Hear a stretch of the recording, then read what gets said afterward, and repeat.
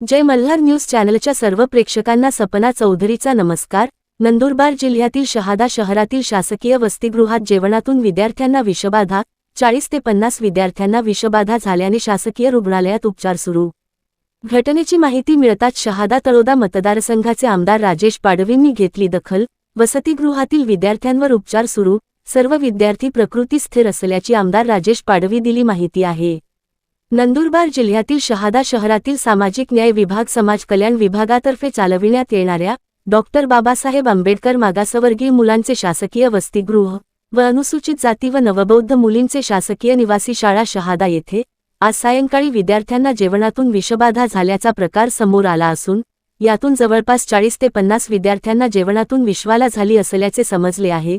सर्व बाधित विद्यार्थ्यांना मुळदा येथील प्राथमिक रुग्णालयात तसेच शहादा येथील खाजगी रुग्णालयात सोबतच काही विद्यार्थ्यांना जिल्हा रुग्णालयात उपचारासाठी दाखल करण्यात आले असून सायंकाळी दिल्या जाणाऱ्या जेवणातून विषबाधा झाल्याचे विद्यार्थ्यांनी सांगितले आहे।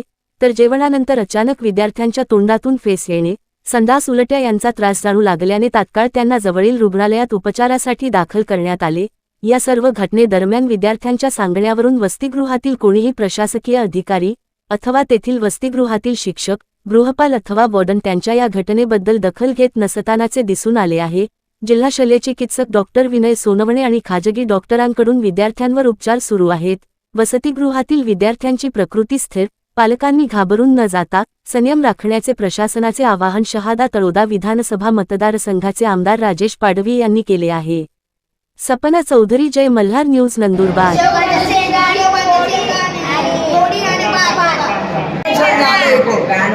सांगितलं होतं का सर्वांना? आज सर्वांना सांगितलं तर आता एक पण सर नाही आले। पगार घेता का ते?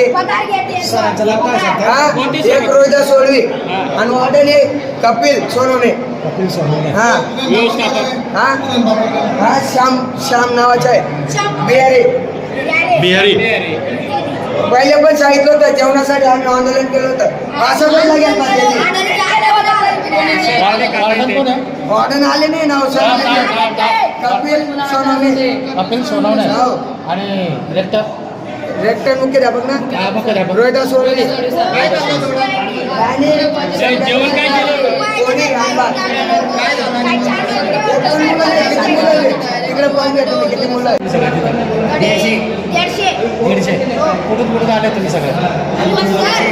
जे खायचे ना डस्टबिन मध्ये, बाकी जेवण टाकायला जायचे ना ते डायरेक्ट तिथंच पडून जायचे ते।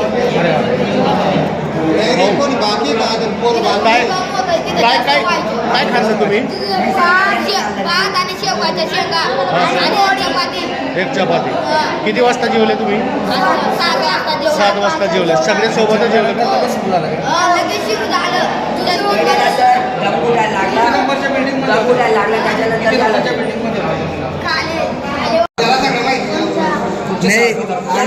पहिले पण सांगितलं होतं, एक पण सरांनी बी ऑब्जेक्शन घेतलं आणि कोणी दे आणि एक पण सर नाही आले इकडे। सांगितलं होतं का सर्वांना? सर्वांना सांगितलं तर आता एक पण सर नाही आले। पगार घेता का ते? कोणते सर होते? रोहिदास सोडवी आणि वॉर्डन कपिल सोनवणे। व्यवस्थापक श्याम नावाचा आहे, बिहारी। श्याम बिहारी। पहिले पण सांगितलं होतं जेवणासाठी आम्ही आंदोलन केलं होतं, असं पण लागेल का त्यांनी? सर आले का आता इथे? वॉर्डन आले नाही नाव सर। कपिल सोनवणे आणि रेक्टर मुख्याध्यापक ना रोहिदास सोडवी। नाही, जेवण काय केलं होतं? कोणी आणला तिकडे पाहिजे तुम्ही किती मुलं आहेत?